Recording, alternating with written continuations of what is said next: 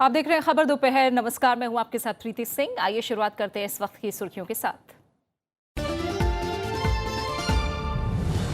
Act east नीति को और बढ़ावा देने के मकसद से प्रधानमंत्री इंडोनेशिया और सिंगापुर के दौरे पर रवाना। व्यापार, निवेश और क्षेत्रीय सुरक्षा होगा बातचीत का अहम एजेंडा। सिंगापुर जाते समय कुआलालंपुर में मलेशिया के नए प्रधानमंत्री से भी करेंगे मुलाकात। मुद्रा योजना के तहत 12 करोड़ लोगों को मिला 6 लाख करोड़ रुपए का कर्ज। योजना के लाभार्थियों से प्रधानमंत्री का सीधा संवाद। कहा, एससी, एसटी और ओबीसी को मुद्रा योजना के तहत 55% लोन।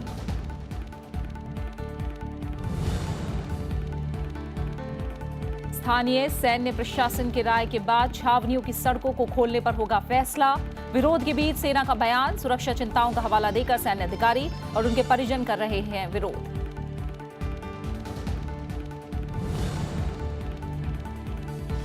सीबीएसई के 10वीं के नतीजों का ऐलान। 16 लाख से ज्यादा छात्रों ने दी है परीक्षा।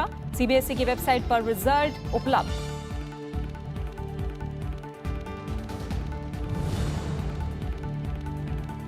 तय समय से 3 दिन पहले केरल में मानसून की दस्तक। बिहार, झारखंड और उत्तर प्रदेश में आंधी, बारिश और बिजली गिरने से 38 की मौत, कई जख्मी। प्रधानमंत्री नरेंद्र मोदी इंडोनेशिया और सिंगापुर की 5 दिन की यात्रा पर रवाना हो गए हैं। प्रधानमंत्री 29 से 31 मई तक इंडोनेशिया और 31 मई से 2 जून तक सिंगापुर की यात्रा पर रहेंगे। विदेश मंत्रालय के मुताबिक प्रधानमंत्री 31 मई को कुछ देर के लिए मलेशिया की राजधानी कुआलालंपुर में रुकेंगे, जहां वो प्रधानमंत्री महातिर मोहम्मद से मुलाकात करेंगे।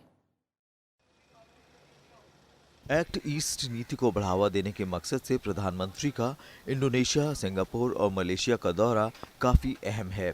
29 मई से 31 मई तक प्रधानमंत्री नरेंद्र मोदी इंडोनेशिया में रहेंगे, जहां वो राष्ट्रपति जोको विडोडो से मुलाकात कर कई द्विपक्षीय मामलों पर चर्चा करेंगे। यात्रा के दौरान इन देशों के साथ रक्षा, सुरक्षा, आर्थिक और सांस्कृतिक संबंधों को मजबूत बनाने से संबंधित समझौतों पर हस्ताक्षर भी होंगे।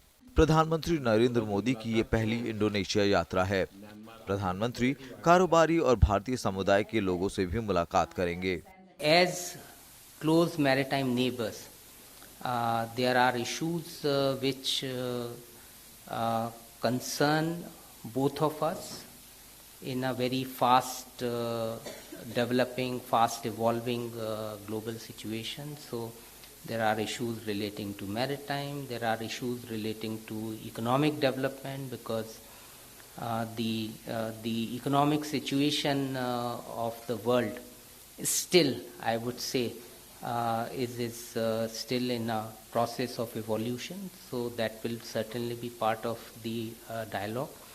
And also people to people, because that is a very strong pillar of India-Indonesia, and you can see particularly people who are coming from India.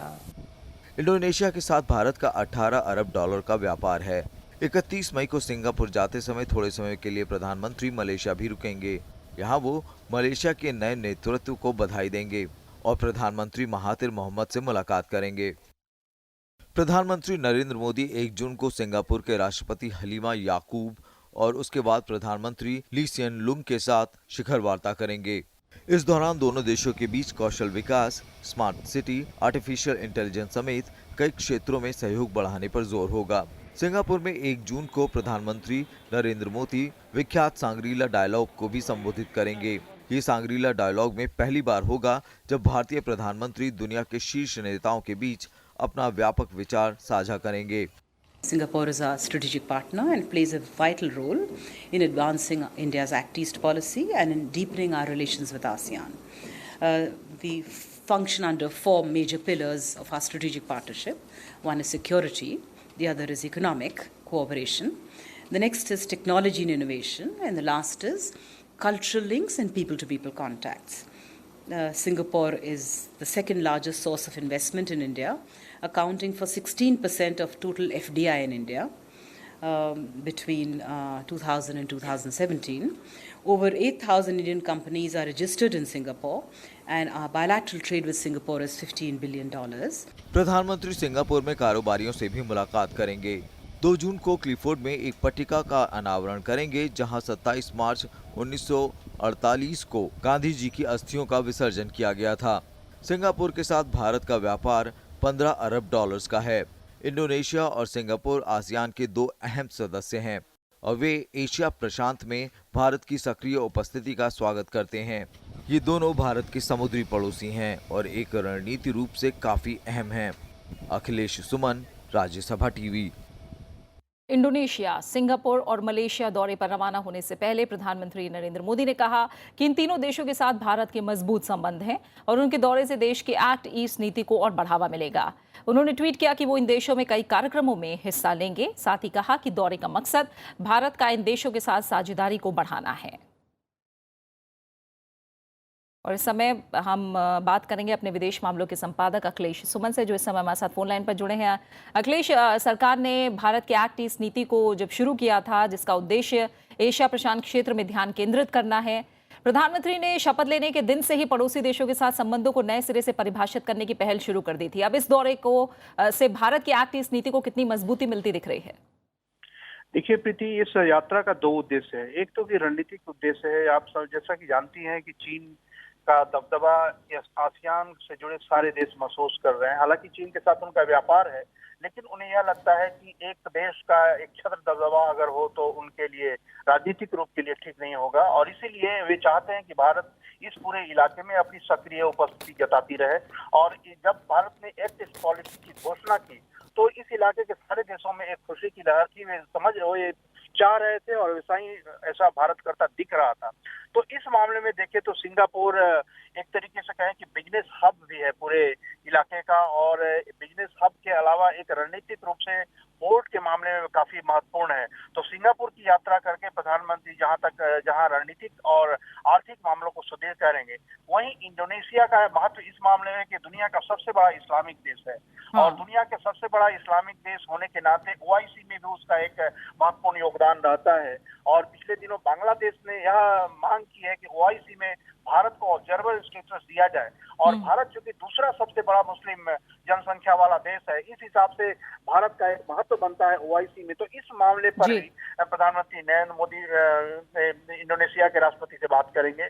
जो दूसरा एक अहम पहलू है पूरे इस मामले का कि भारत इंडोनेशिया में कई 1 लाख से ज्यादा लोगों को रोजगार देता है, भारतीय कंपनियां देती हैं, और उसे और बड़ा बनाने की जरूरत है, उसे और मजबूत बनाने की इंडोनेशिया बिल्कुल, और यही कोशिश भारत की तरफ से इस बार भी होगी। फिलहाल बहुत बहुत शुक्रिया आपका इस तमाम बातचीत के लिए अखिलेश सुमन। वहीं प्रधानमंत्री नरेंद्र मोदी ने कहा है कि मुद्रा योजना के तहत बैंकों और वित्तीय संस्थानों ने 12 करोड़ लाभार्थियों को 6 लाख करोड़ रुपए लोन दिए हैं। मुद्रा योजना के लाभार्थियों से संवाद करते हुए प्रधानमंत्री ने कहा कि योजना के तहत लक्ष्य से ज्यादा लोन को मंजूरी दी गई। उन्होंने मुद्रा उद्यमियों से नौकरियां पैदा करने और डिजिटल लेन देन को बढ़ावा देने की भी अपील की। प्रधानमंत्री नरेंद्र मोदी ने मंगलवार को मुद्रा योजना के लाभार्थियों से सीधे संवाद किया। उन्होंने कहा कि मुद्रा योजना ने गरीबों को आर्थिक और सामाजिक रूप से मजबूत करने के साथ ही सफल होने के लिए मंच भी उपलब्ध कराया है। प्रधानमंत्री ने कहा कि योजना से न सिर्फ स्वरोजगार के अवसर बने हैं, बल्कि इसने लोगों को रोजगार देने वाला भी बनाया है। साथ ही मुद्रा योजना ने लोगों को साहूकारों और बिचौलियों से भी छुटकारा दिलाया है। मुद्रा योजना से न केवल स्वरोजगार के अवसर बने, बल्कि आज ये अपने आप में एक जॉब मल्टीप्लायर का भी काम कर रहा है। इस योजना की सबसे बड़ी खूबी यही है, मुद्रा योजना ने ये ब्याजखोर लोगों की चुंगाल से देश के युवा धन को बचाया है। प्रधानमंत्री ने कहा कि मुद्रा योजना के तहत 12 करोड़ लोन स्वीकृत किए गए और अब तक 6 लाख करोड़ रुपए के लोन दिए जा चुके हैं। उन्होंने बताया कि 12 करोड़ लाभार्थियों में से 28% यानी 3 करोड़ 25 लाख नए उद्यमी हैं और 74% यानी 9 करोड़ लाभार्थी महिलाएं हैं, जबकि 55% अनुसूचित जाति, अनुसूचित जनजाति और ओबीसी वर्ग के हैं। मुद्रा योजना एक ऐसी योजना है जो बिना किसी भेदभाव के पिछड़े समाज को आर्थिक एवं सामाजिक बल देने का, उन्हें एक सशक्त करने का काम सफलतापूर्वक किया है। जो कारवां बैंकों के साथ शुरू हुआ था, उसमें धीरे धीरे आज अनेकों संस्थान भी जुड़ते चले गए हैं।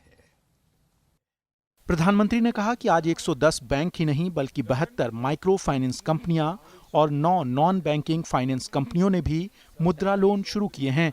इस दौरान मुद्रा योजना के लाभार्थियों ने भी प्रधानमंत्री के साथ अपने अनुभव साझा किए। अभी लेने से धंधा अच्छा चल रहा है मेरा, 2 पैसे बचता भी है सर, बैंक भी भरता हूँ सर अच्छे से। समय पर पैसे दे रहे हो बैंक वालों को वापिस? जी सर। हाँ, लोगों को पता होना चाहिए, बड़े लोग तो उठा करके भागते हैं लेकिन गरीब आदमी कभी भागता नहीं है। हाँ, रिसर्च एंड डेवलपमेंट में फंडिंग कम हो रहे हैं, इसलिए हम लोग रिसर्च एंड डेवलपमेंट में फंडिंग होने से हमारा जो बिजनेस है वो उसका ग्रोथ भी होगा और मैं एम्प्लॉयमेंट भी जनरेट कर सकती हूँ। प्रधानमंत्री ने कहा कि मुद्रा लोन की मदद से एक आम आदमी भी अच्छा उद्यमी बन सकता है और इस योजना से महिलाएं आत्मनिर्भर हुई हैं। मुद्रा योजना की शुरुआत 8 अप्रैल 2015 को प्रधानमंत्री नरेंद्र मोदी ने की थी। इसमें छोटे कारोबारियों को 10 लाख रुपए तक का कर्ज दिया जाता है। Bureau report, Rajya Sabha TV. केंद्र की एनडीए सरकार के 4 साल पूरे होने पर कई केंद्रीय मंत्री अलग अलग जगहों पर प्रेस कॉन्फ्रेंस कर रहे हैं। रक्षा मंत्री निर्मला सीतारमण ईटानगर में प्रेस कॉन्फ्रेंस उन्होंने की और सरकार के कामकाज की जानकारी दी। गृह मंत्री राजनाथ सिंह ने लखनऊ में सरकार की उपलब्धियां गिनाई। हमारे लोगों ने काफी बरती। कभी कभी हमारे प्रतिपक्ष के लोग ये आरोप लगाते हैं कि साहब लोग भग के आर्थिक अपराधी बाहर चले जाते हैं। मैं कांग्रेस के लोगों से पूछना चाहता हूं कि आपके शासनकाल में नहीं गए थे? लेकिन आपको जो प्रभावी कदम उठाने चाहिए आर्थिक अपराधियों को कि हौसले को पस्त करने के लिए, आपने नहीं उठाया। आपको जानकर आश्चर्य होगा जो बेनामी प्रॉपर्टी लोग बनाते थे, तो एक बेनामी ट्रांजैक्शन प्रोहिबिशन एक्ट था, 28 साल पहले बना था,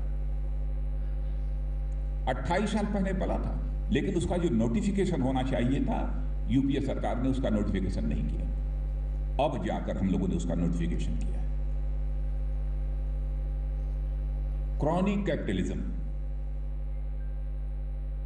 के खिलाफ हम लोगों ने बहुत बड़ा कदम उठाया है। एक आपने सुना होगा ऑर्डिनेंस जारी हुआ है, फ्यूजिटिव इकोनॉमिक ऑफेंडर बिल, यानी जो भगोड़े हैं आर्थिक अपराधी, भगोड़े आर्थिक अपराधियों की संपत्ति हम केवल यहां ही नहीं जब्त करेंगे, विदेशों में भी जब्त करेंगे। इस प्रकार की चाक चौबंद व्यवस्था हमारी सरकार ने की।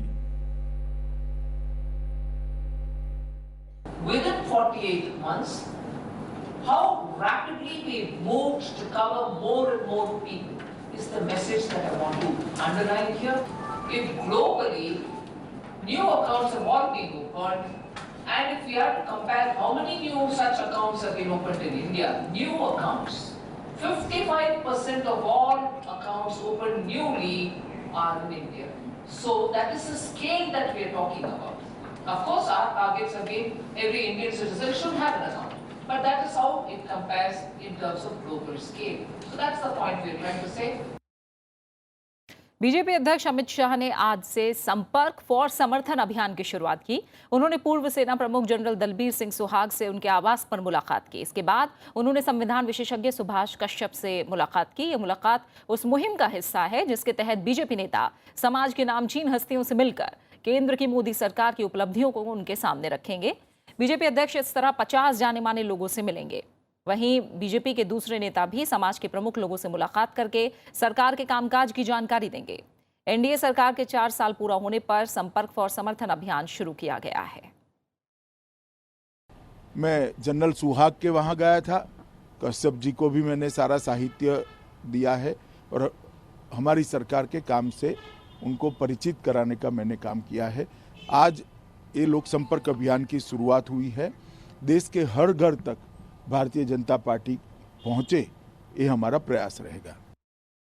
बहुत सारी योजनाएं हैं जो बहुत मन को भाई हैं। बहुत कुछ हुआ है, बहुत कुछ होना बाकी है और हो रहा है। जैसे योजना, मुद्रा योजना या कौन सी कोई एक? तो शाह साहब ने जो कह दिया उसके बाद कुछ कहने की जरूरत नहीं है आज की वार्ता के बाद। गरीबों के, किसानों की जो प्रॉब्लम्स हैं, मैं तो गांव से जुड़ा हुआ हूँ, गांव में पैदा हुआ हूँ, तो जो बेसिक प्रॉब्लम्स हैं गरीबों की, किसानों की, वो बेसिकली हमने डिस्कस की, उन्हीं पर बेसिकली हाईलाइट हुआ है। विदेश मंत्री सुषमा स्वराज ने भी सोमवार को विदेश मंत्रालय के 4 साल के कार्यों का लेखा जोखा पेश किया। पिछले दिनों पाकिस्तान की तरफ से बातचीत के संकेत वाले बयान के बीच सुषमा स्वराज ने एक बार फिर साफ कर दिया है कि दोनों देशों के बीच बातचीत तभी होगी जब पाकिस्तान आतंकवाद का रास्ता छोड़ेगा। विदेश मंत्री ने यह भी कहा कि डोकलाम पर यथास्थिति में कोई परिवर्तन नहीं हुआ है। विदेश मंत्री सुषमा स्वराज ने सोमवार को विदेश मंत्रालय के 4 साल के कार्यों का लेखा जोखा पेश किया। उन्होंने कहा कि विदेश नीति की वजह से पूरी दुनिया में भारत का सम्मान बढ़ा है। खासकर आतंकवाद के मसले पर भारत ने पाकिस्तान को अलग थलग कर दिया है। उन्होंने कहा कि पाकिस्तान के बारे में भारत एक ठोस नीति का पालन कर रहा है और उसमें कोई परिवर्तन नहीं हुआ है। पाकिस्तान के साथ बातचीत तभी होगी जब वो आतंकवाद को छोड़ेगा। We are ready for talks के साथ हमने कभी भी we were never in a position when we said that we are not ready for talks, but there is a caveat, terror and talks can not go together. ये हमारी position है और इस पोजीशन में किसी तरह का कोई बदलाव नहीं है। पाकिस्तान आतंकवाद छोड़कर बातचीत की मेज पर आने को तैयार हो। क्यों? जब सीमा पर जनाजे उठ रहे हों तो बातचीत की आवाज अच्छी नहीं लगती। उन्होंने कहा कि चीन के साथ संबंधों को सुधारने के लिए प्रधानमंत्री नरेंद्र मोदी ने अनौपचारिक वार्ता के जरिए नए तरीके की शुरुआत की है, जिससे दोनों देशों के बीच भरोसा और आपसी समझ बढ़ी है। उन्होंने साफ किया कि डोकलाम पर यथास्थिति में कोई परिवर्तन नहीं हुआ है। ये 3 उद्देश्यों को लेकर हुई थी। पहला उद्देश्य था रिश्तों की सहजता बढ़े, दूसरा उद्देश्य था वैश्विक मुद्दों पर आपसी समझ बढ़े, और तीसरा उद्देश्य था पारस्परिक विश्वास बढ़े। और मैं ये कह सकती हूं कि ये वार्ता समाप्त होने के बाद ये तीनों उद्देश्य हम प्राप्त करके लौटे हैं। हमने बार बार कहा है, आज मैं फिर दोहराना चाहती हूं कि डोकलाम के फेस ऑफ साइट पर स्टेटस को बना हुआ है। पिछले 4 सालों में भारत 3 अहम समूहों वासेनार, MTCR और ऑस्ट्रेलिया ग्रुप का सदस्य बना। विदेश में आर्थिक डिप्लोमेसी पर गंभीरता से काम किया गया है। इसकी वजह से इस अवधि में भारत में अन्य देशों से तकरीबन 210 अरब डॉलर की पूंजी आई है। ये राशि पिछली सरकार के 4 सालों से 43% ज्यादा है और ये देश के कई राज्यों में निवेशित हुई है। पूंजी और तकनीक दोनों को साथ मिलाकर इस देश में हम लेकर आए, और आज मुझे खुशी है आपको ये बताते हुए कि फरवरी 2018 तक, हमारे मई 2014 से फरवरी 2018 तक 209.83 बिलियन US डॉलर्स, जिसको हिंदी में अगर मैं कहूं तो 14 लाख करोड़ से ज्यादा की पूंजी फरवरी 2018 तक देश में आ चुकी है। विदेश मंत्री सुषमा स्वराज ने ये भी साफ किया कि भारत सिर्फ संयुक्त राष्ट्र के प्रतिबंधों को मान्यता देता है। इसीलिए चाहे ईरान का मामला हो या वेनेजुएला का, अमेरिका के लगाए गए प्रतिबंधों को भारत नहीं मानेगा। संयुक्त राष्ट्र में सुधार की पुरजोर वकालत करते हुए विदेश मंत्री सुषमा स्वराज ने ये भी कहा कि सुरक्षा परिषद बिल्कुल निष्प्रभावी हो गई है। पिछले 4 सालों की विदेश नीति ने दुनिया के देशों की सरकारों और दुनिया की जनता पर भी अपना सकारात्मक प्रभाव छोड़ा है, और इसमें विदेश मंत्रालय ने कुछ खास ऐसे कदम उठाए हैं जिसके चलते जनता को मिलने वाली सुविधाएं काफ़ी सुगम हुई है। राज्यसभा टेलीविज़न के लिए कैमरा पर्सन प्रशांतों के साथ दिल्ली से अखिलेश सुमन। भारत दौरे पर आए ईरान के विदेश मंत्री मोहम्मद जावेद जरीफ ने विदेश मंत्री सुषमा स्वराज से कल मुलाकात की। अमेरिका के परमाणु समझौते से अलग होने और नए सिरे से प्रतिबंधों के बाद ईरान के विदेश मंत्री की पहली भारत यात्रा है। दोनों नेताओं के बीच प्रतिनिधिमंडल स्तर की वार्ता भी हुई। इस दौरान ईरान से परमाणु करार के मुद्दे पर भारत से समर्थन मांगा। सुषमा स्वराज ने कहा कि समझौते से जुड़े सभी पक्षों को शांतिपूर्ण तरीके से इस मुद्दे को सुलझाना चाहिए। विदेश मंत्रालय ने कहा कि भारत और ईरान के रिश्ते ऐतिहासिक हैं और दोनों देश इसे खासी अहमियत देते हैं। मुलाकात के दौरान दोनों विदेश मंत्रियों ने भविष्य में रिश्तों और मजबूत करने पर विस्तार से चर्चा की। साथ ही चाबहार बंदरगाह और तेल आयात पर भी चर्चा हुई। भारत ने ईरान में चाबहार बंदरगाह का निर्माण किया है। सुरक्षा बलों की ताकत बढ़ाने के लिए सरकार ने करीब 7,000 करोड़ रुपए के रक्षा उपकरणों की खरीद को मंजूरी दी है। सरकार भारतीय सीमाओं की सुरक्षा में जुटे जवानों को आधुनिक सुविधाओं से लैस करना चाहती है। जवानों के लिए जो उपकरण खरीदे जाएंगे उनमें रात में लंबी दूरी तक दुश्मन पर नजर रखकर उन पर सटीक निशाना लगाने में मदद करने वाले उपकरण भी शामिल हैं। रक्षा मंत्री निर्मला सीतारमण की अध्यक्षता में कल हुई रक्षा खरीद परिषद की बैठक में फैसला लिया गया। रक्षा क्षेत्र में स्वदेशीकरण पर बढ़ावा देने की नीति के तहत इन उपकरणों की खरीद बाय इंडियन श्रेणी में घरेलू कंपनियों से की जाएगी। सैन्य छावनियों की सड़कों को नागरिकों के लिए खोले जाने के विरोध के बीच सेना ने कहा है कि इस बारे में फैसला स्थानीय सैन्य प्रशासन के फीडबैक के आधार पर लिया जाएगा। इससे पहले रक्षा मंत्री निर्मला सीतारमण ने भी सैन्य छावनियों में सभी सड़कों को नागरिकों के लिए खोले जाने के फैसले पर पुनर्विचार के संकेत दिए हैं, लेकिन सुरक्षा चिंताओं को लेकर सैन्य अधिकारी और उनके परिजन इस फैसले का कड़ा विरोध कर रहे हैं। इसके खिलाफ सैन्य अधिकारियों की पत्नियां देश भर में हस्ताक्षर अभियान चला रही हैं। कुछ सांसदों और छावनी बोर्ड के निर्वाचित प्रतिनिधियों से मुलाकात के बाद रक्षा मंत्रालय ने रास्तों को आम नागरिकों के लिए खोलने के फैसला किया था। देश में 62 सैन्य छावनियां हैं। चुनाव आयोग ने स्पष्ट किया है कि राष्ट्रीय पार्टियां सूचना का अधिकार कानून के दायरे में आती हैं, जैसा कि केंद्रीय सूचना आयोग ने उनके बारे में घोषणा की है। हालांकि एक दिन पहले ही चुनाव आयोग ने एक आरटीआई आवेदन पर कहा था कि राजनीतिक पार्टियां आरटीआई कानून के दायरे से बाहर हैं, लेकिन अब चुनाव आयोग की ओर से जारी स्पष्टीकरण में कहा गया है कि राष्ट्रीय पार्टियों को आरटीआई कानून के दायरे में लाने के सीआईसी के 3 जून 2013 के आदेश का वो अनुपालन करता है। इसी के मद्देनजर इन पार्टियों को प्राप्त चंदों के साथ ही उनके वार्षिक ऑडिटेड खातों की सूचना आयोग को कब सौंपी गई, इसकी जानकारी सार्वजनिक की जाएगी। जहां तक चुनावी बॉन्ड जारी करने से पहले विभिन्न राजनीतिक दलों के नेताओं से संपर्क का सवाल है, यह मामला वित्त मंत्रालय को भेज दिया गया है क्योंकि इसका चुनाव आयोग से कोई संबंध नहीं है। Central board of secondary education यानी सीबीएसई ने 10वीं की परीक्षाओं के नतीजे जारी कर दिए हैं। 10वीं में 86% से ज्यादा छात्र सफल हुए हैं। 4 बच्चों ने टॉप किया है। छात्र अपने नतीजों की जानकारी सीबीएसई की आधिकारिक वेबसाइट www.cbse.results.nic.in पर जाकर चेक कर सकते हैं। रिजल्ट देखने से पहले छात्रों को वेबसाइट में अपने रोल नंबर, स्कूल नंबर और डेट ऑफ बर्थ से जुड़ी जानकारी दर्ज करानी होगी। इस साल 16 लाख से ज्यादा छात्रों ने सीबीएसई की 10वीं की परीक्षा दी थी। 10वीं के जो छात्र सफल हुए हैं उनको बहुत बहुत बधाई। और अनेक वर्षों के बाद, लगभग 10 वर्षों के बाद पहली दफ़ा 10वीं की बोर्ड की एग्ज़ाम हुई है और ये परीक्षा अपनी कैपेसिटी को टेस्ट करती है, अच्छी है। ये एक तैयारी है 12वीं की और इसलिए 12वीं की परीक्षा की तैयारी की दृष्टि से इसे देखें। ये एक महत्वपूर्ण कदम था जिसे सभी अभिभावक, टीचर्स और समाज ने पसंद किया था और इसलिए ये लोगों के मांग के पर ही हमने 10वीं की बोर्ड एग्जाम किया था। उपराष्ट्रपति एम वेंकैया नायडू ने आबादी के हिसाब से महिलाओं की कम राजनीतिक भागीदारी पर चिंता जताई है। उन्होंने कहा कि महिलाओं की भागीदारी काफी कम है। उपराष्ट्रपति ने ये बात भारतीय राजनीति की 50 शिखर महिलाएं नाम की पुस्तक के विमोचन के दौरान कही। उपराष्ट्रपति एम वेंकैया नायडू ने महिलाओं को राजनीति में बढ़ चढ़कर हिस्सा लेने पर जोर दिया।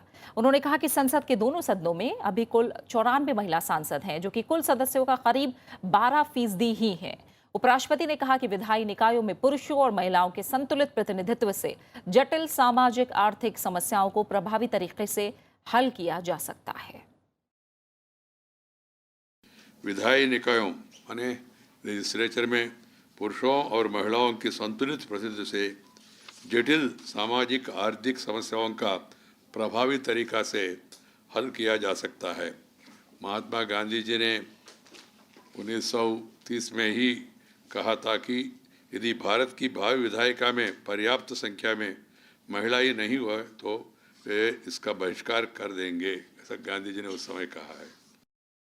बात मौसम की। उत्तर भारत में भीषण गर्मी के बीच एक राहत भरी खबर है। मॉनसून ने केरल में दस्तक दे दी है। मौसम विभाग के मुताबिक मॉनसून ने तय समय से 3 दिन पहले दस्तक दी है।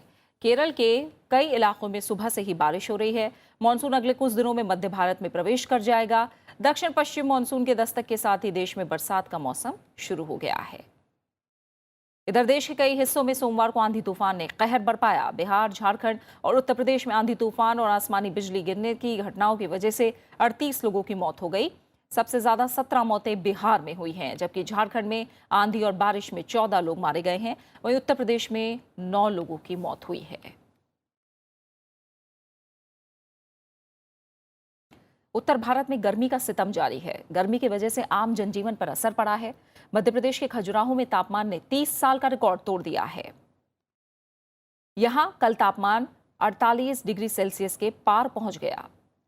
गर्मी का कहर अगले कुछ और दिनों तक जारी रहने की संभावना है। कई राज्यों में कल पारा 45 के पार चला गया। पंजाब, हरियाणा, चंडीगढ़, दिल्ली, राजस्थान, मध्य प्रदेश, गुजरात और महाराष्ट्र के मराठवाड़ा और विदर्भ रीजन के ज्यादातर इलाकों में पारा 40 डिग्री सेल्सियस से ज्यादा रिकॉर्ड किया गया। दिन चढ़ने के साथ ही आसमान से बरस रही आग लोगों को झुलसा रही है। इंसान ही नहीं, जानवर भी गर्मी की मार से बेहाल हैं। और एक नजर देश के अलग अलग शहरों के तापमान पर डालते हैं।